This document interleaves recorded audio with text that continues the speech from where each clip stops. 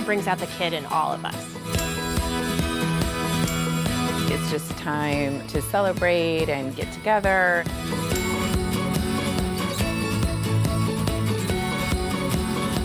The perfect holiday porch party is happening right back here.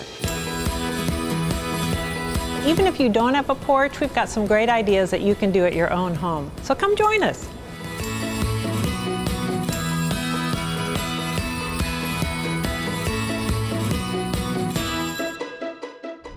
Hi, I'm Jan Miller, and I'm here with some of my colleagues and friends, Amy Panos and Jessica Thomas. You know, and we're sitting on this great porch set from a story that we did in our December issue. And there's a lot of planning that goes into our December issue, for sure. I don't think people realize that we think about our December issue year round.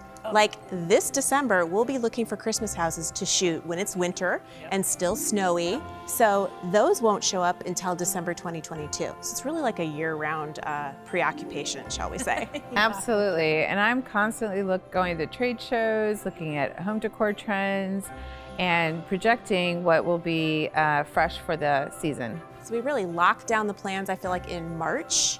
Spring. Then in spring, and then if we're shooting, we shoot in summer. You can do it. It's not the easiest thing in the world to shoot Christmas in the summer, but it can be done, right? Yeah, we even found poinsettias. You can do it, and you can find evergreens, and the snow is fake, but that's okay.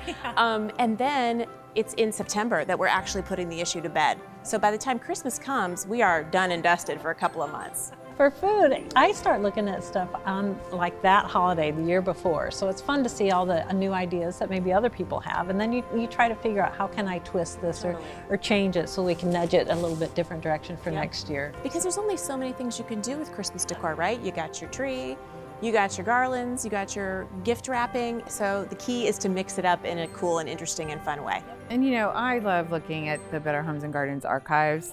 They're so inspirational, and really, you're just giving a little twist to something that is nostalgic and has some whimsy. I heard you sat down and shared some of your inspiration for the porch with some people. I can't wait to hear what you had to say. Imagine trying to do this on location in winter and getting snow and trying to decorate in sub-zero temperatures. So I was kind of like, maybe not. The effort that went into this porch was months in the making, and then to actually build the set, about a week. We are in the Meredith Photo Studios. So this is where a lot of the magic happens. Tabletop, food, to, again, like big set builds. Scandinavian style has been very trendy and huge, and also farmhouse style. And so they kind of merged together to kind of create a very homey, approachable look where you felt like it was a neighborhood walk. That concept to me was a little step into entertaining without having to do a full-on party. So basically it's drop on by, get your bag of cookies, have a hot beverage, spread some holiday cheer to your neighborhood.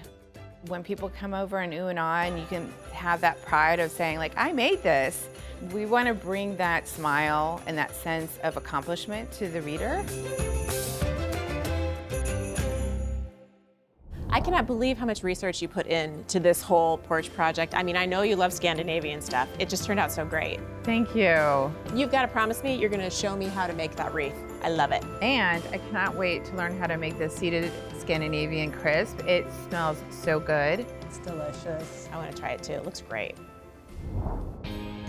Host friends and family with holiday warmth and cheer with the Better Homes and Gardens holiday decor and more. Everything you need to make your home welcoming and festive is available exclusively at Walmart.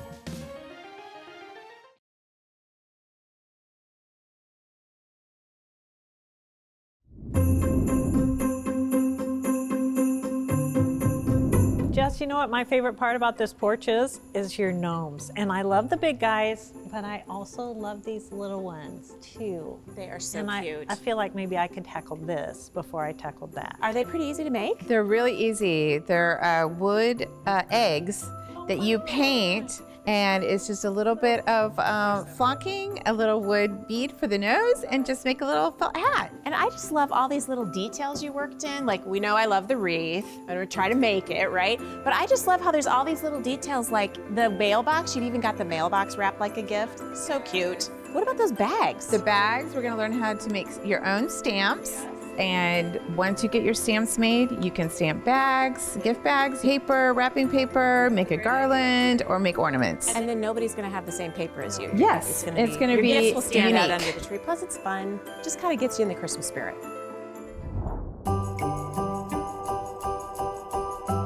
I'm gonna show you how to make some awesome stamped paper bags for all of your gift wrapping needs over the holiday. You think first of your design that you want to do. You could do snowflakes or trees or stars or whatever your mind can think up, you can make it into a stamp.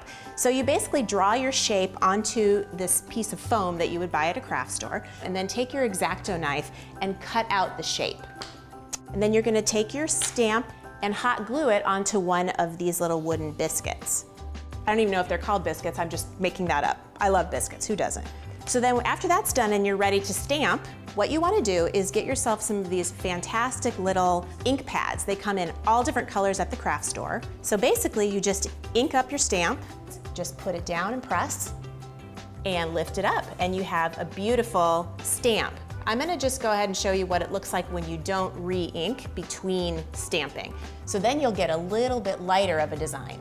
And a mix of both looks awesome all put together. If you wanted to stamp on a bag like what we did down at the porch for the cookie bags, basically the same principle. It's all good, it's all fun.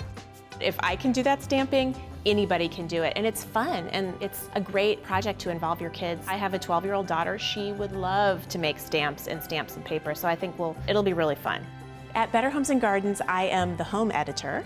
We really want people to try the ideas. I've got 3 kids, so for years and years, it was all about making Christmas magic happen. So where I come in, I think, is really taking those ideas and putting them through my mom filter. Like, is this really gonna cut the mustard for a busy mom who's trying to get Christmas ready for 3 kids?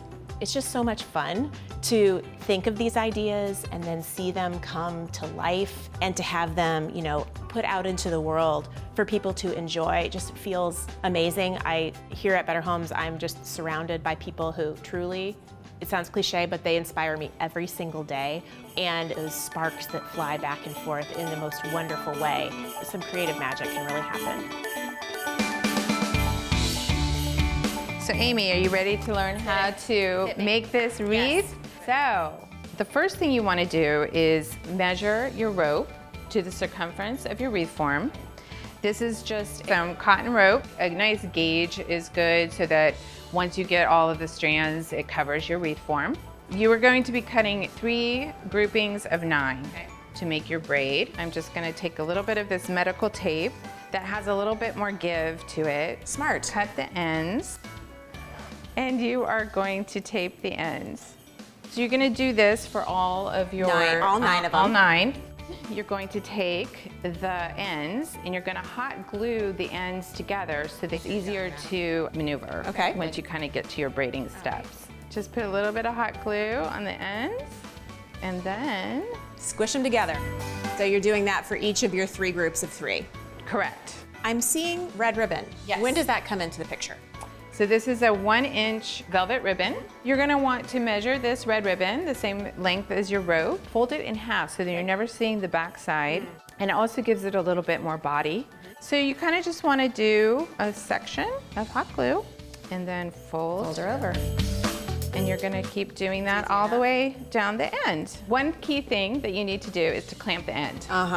By clamping it, it's gonna keep it in place, and then you're starting to braid. You always have to remember the right goes in the middle, and then the left goes in the middle. You just wanna make sure that your rope isn't bunching, and you basically just follow your wreath form through. Here is where you weave the ribbon in. Okay. So you're gonna go under, through the little gap, and then down and through the little gap. Cool, so every time there's an opening. Yes, so then you just continue this and then you'll cut your ends and then hot glue them at the very top. And you end up with that guy down there, right? Yeah, so this is the fun part, all the festive stuff. So basically it's like From the jingle bells. fun jingle bells that make fun noise as you open and close your door. Right, and you're gonna use those to embellish the wreath, right?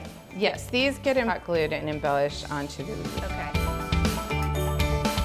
We're going to take a length of ribbon And you're just going to create a little band at the top. Okay. You want to take your strands with the jingle bells and kind of play with the length so they're sort of in the center. And you hot glue these, trim down the ends, and then you Hot glue your bow on top. Your bow on top. You know, that wreath is gorgeous, and you're right, Jess, it wasn't that hard to make. I think I could probably take that on too. I think you could. I'm sure you could. What else are you going to show us? Well, next up, I get to show you how to make some really yummy cookies. What about these? Well, we're going to have a little hot toddy too. I'll show you how to make nice. them too. Cheers. Cheers.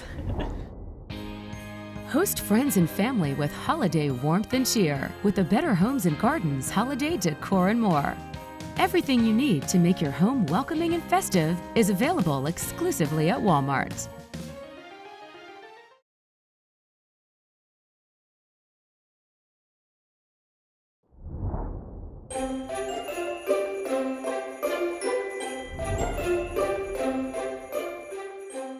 When it's chilly outside and you're chatting on the porch, you need a hot toddy to keep you warm. And we have got one today that is so fun. It's going to warm you from the inside out. Today we're going to make a palm maple chili hot toddy. And it might have some people looking at you a little crooked, but let me tell you, the combination of ingredients is delicious, and I'm going to talk you through it. You start with a really lovely syrup that's made with 3/4 cup of maple syrup. And then we're going to add a teaspoon of cinnamon, and that all sounds like, yes, that goes well together, right? But now I'm going to add in 3 sliced habanero peppers with the seeds because we want the heat. If you want to tame the heat a little bit, take the seeds out. They are very hot. They're 100 times hotter than a jalapeno. So they're going to give our maple syrup not a really bitey heat, but a nice warm heat, so that when you drink this drink, you're going to get a hot temperature, but you're also going to get a really lovely warmth inside. So we're going to heat this up, which also activates the oils in those chilies, over medium-high heat just until it starts to foam. And once it starts to foam, it's hot enough, and we're going to just pull it off the heat and let it stand for about 15 minutes, just to really let that chili flavor come through. And if you want more, you can probably let it stand longer. And if you didn't want to use habanero, you probably could slice up jalapeno. It's a little bit different spice. The other thing you could do is a couple of teaspoons of red chili flakes, and I think those would give you a spicy heat as well. So now you can see that it's starting to bubble and foam. That should be your end point. So you can just pull it off and let it stand for about 15 minutes. We're going to let all that chili infuse the maple syrup, and you can smell it. It smells so good. I wish you could smell it, but the cinnamon flavor, it just smells like fall in the kitchen. To make the hot toddy, we're going to start with 12 ounces of our Palm Wonderful 100% pomegranate juice. And so 12 ounces is about 1.5 cups. And if you're not familiar with the flavor of pomegranate juice, it's just a little tart, a little bit like cranberry juice, but a little bit milder in flavor, and it's got just such a pleasant sweetness, and I love it because of the color. I mean, it's perfect for the holiday. The other great benefit of pomegranate juice is it truly is filled with so many antioxidants. It is considered a superfood because of the level of antioxidants it contains, and so if you're sipping a toddy, you might as well feel good about sipping a hot toddy. We're going to add 4 ounces of bourbon, and that's going to give you another little happy, warm feeling too. Now, if you want to make this so that it's a non-alcoholic drink, you can skip the bourbon and use 4 ounces of orange juice instead, and then add a tablespoon of vanilla just to round it, to give it a little bit more flavor. But we're going to add 2 teaspoons of lemon juice. Sometimes a little acid just helps bring other flavors forward, and it's such a clean, nice flavor. Oh, and we need 8 ounces of water as well.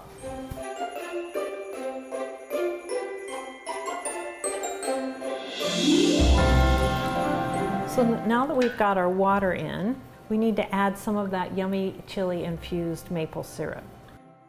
Let's strain the mixture real quick. So now we're going to do about 3 tablespoons of our yummy syrup into our pomegranate juice. Yum. Ooh, I can smell it. It smells so delicious. And then we're gonna heat this just in a medium saucepan until it gets really steamy, because that's a good serving temperature. And we're gonna serve it in these pretty clear mugs because I want you to see the color. And we're gonna garnish with some cinnamon sticks.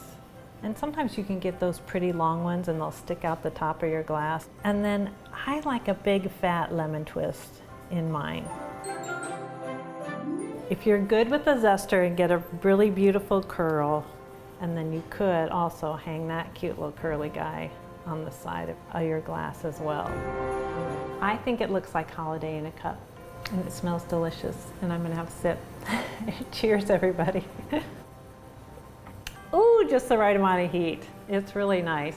It's got a little bite, delicious. Ooh, happy holidays. I love this drink, it's so good. You know, I feel like a lot of people feel very stressy about providing food and drink for a party, but you don't have to stress, right? You can keep it pretty simple. Readers ask for entertaining tips all the time. So we did a very simple savory cookie and a beverage. I love that it's a savory cookie to go with a drink, because you think of cookies as just sweet, but there's a lot more to them. Yeah, it really can stretch to an appetizer too. We wanted to tap some Scandinavian influence as well, and so that's how the seeded Scandinavian crisp came about. Even through all the other cookies that are in the issue, I love that. It's just so unusual. Last year we did a story on traditions across different ethnicities and cultures, and I loved that. So tradition always is at the heart of it, and definitely at the start of it. And food, I feel like it's really even stronger for tradition than some of the other areas. We do try to gather things that still seem familiar. Christmas cookies is a tradition, and baking Christmas cookies. And so I lean back to my family too and think about the types of cookies that I made with my mom and try to think about how could I refresh them so that they maybe still look familiar, but they still have a new idea attached to them. Even though you're just looking at sort of a narrow view, you were still able to give a lot of different types of bakers, different types of cookies. You hope that you can spark something new that might start a new tradition. So the first cookie that we're going to make is called a seeded Scandinavian crisp. We're going to start with a mixture of flours in our bowl. There's a cup of all-purpose, a cup of whole wheat, and then there's a cup of light rye flour, and then a cup of rolled oats. So you're gonna add to that almonds, dried cranberries, raw pistachios, raw sunflowers, and raw pepitas. So we're gonna put all of these goodies into our bowl of flour. Let's just get them blended. And then we're gonna add some more. First of all, there's 1.5 teaspoons of baking soda, 1.5 teaspoons of fine sea salt, and then cracked black pepper, oregano, thyme, black sesame seed, chia seeds, poppy seeds. Let's get our wet ingredients going here. So we're gonna start with 2 cups of buttermilk, and to that I'm gonna add a 1/4 cup of just vegetable oil. And then you'll see we need a couple of tablespoons of honey. And this is what is gonna really give our cookie the sweetness. All right, let's mix that up real quick. And then you just muscle this together. Okay, we're ready to shape our cookies. The key to making sure that your cookies don't stick to your counter is to really have a nicely floured surface. So I'm gonna flour this dough too. And I'm gonna start with my hands because I feel like my hands are my best tool. But then we're gonna also use this bench scraper, and sometimes that is a really nice way to shape things up and to square things off. So from here, we're going to transfer it to a parchment-lined pan. We're gonna bake them at 350 degrees for about 30 to 35 minutes. Okay, so after we've baked them, you let them cool completely on a wire rack, and then you wrap them in foil and you freeze them for an hour. That's the other thing that's really gonna help you with slicing and to get nice even slices from your loaves. We're going to put them on a cutting board. We're gonna use a serrated knife. They're such a rustic little cookie. Do not fret if you lose some pieces because this little cookie does not have to be perfect. And then we're gonna bake these at 275 degrees for an hour. It just really lets them dry out and get nice and crispy. Once you've baked the cookies again for that 1 hour in the 275 degree oven, they are really crisp. You can serve them two ways. We really enjoyed them almost like an appetizer with a little bit of blue cheese and lingonberry jam. It could be any kind of jam that you like, but just something else that gives you the sweetness and the cheese, and they really turn into an appetizer. But the other thing that we liked about these is that they're easy to package if you want to just tuck them away for a grab and go snack. You could just tuck a couple of slices in a cute little cellophane bag and twist with our little evergreen twist tie. And they could just be so just easy to grab and go. And that's our seeded Scandinavian crisp. Are you guys feeling a little rusty on entertaining? Always. It's been a while. It's been a while though since we've really gathered. We're going to give you a few more tips when we come back about entertaining again. Add something special to your holiday celebration with serveware and dinnerware from the Better Homes and Gardens Winter Botanicals collection, available exclusively at Walmart.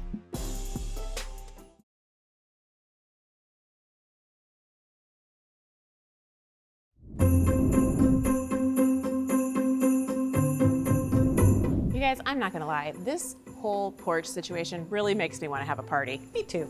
Let me tell you, an open house is the way to go. Super cash, whether it's indoors or outdoors. I mean, really all you need is one house drink in a self-service station and you are set. You don't have to be worrying about refilling drinks. You just can enjoy mingling with your guests and reconnecting. What about for food? What do you I suggest? think for food, you just keep it simple. Make it ahead, make it easy, make things that maybe you're familiar with. If you want to try something new, try it a day or two in advance. And then I think for menu, you want a savory, and then you want a little sweet. Absolutely. And I have one more little sweet cookie I haven't showed you yet. You do? Yeah. You are holding out on us, Jan. We're going to show you how to make it right now. The second cookie that I have for you today is a matcha slice and bake cookie. This cookie is really straightforward. We wanted a beautiful green cookie that was shaped like a tree. Instead of food coloring, we wanted to use matcha powder, and we wanted it to hold its color. So we chose the ceremonial level matcha, and we used about 3 tablespoons in this dough. So it's very powerful, it goes a long way. And the dough for this cookie, it's really just a butter and sugar dough that you cream, and the leavening is baking soda. And matcha is the star for this. Once the dough comes together and it's been flavored with the matcha, you roll it into about a 10-inch log. And then you start to just sort of finesse the dough so that you're pinching and pulling up to a peak. And at the same time then, smoothing with your hand to try to give yourself a nice clean face. And then once you feel like you've got a good side, then flip your dough and try to pull that rounded side up into a triangle as well. Once it's done, then you chill it so that it is easier to slice. And then we're just going to cut these into 1/4-inch little triangles that are just automatically going to look like trees. Our trunks are going to be whole almonds. So we're just going to bake these at 375 for about 6 to 8 minutes until their edges are firm. So when our cookies are baked, I thought it would be fun to give them just a little bit of a snow-topped branches. This gives a little extra sweetness.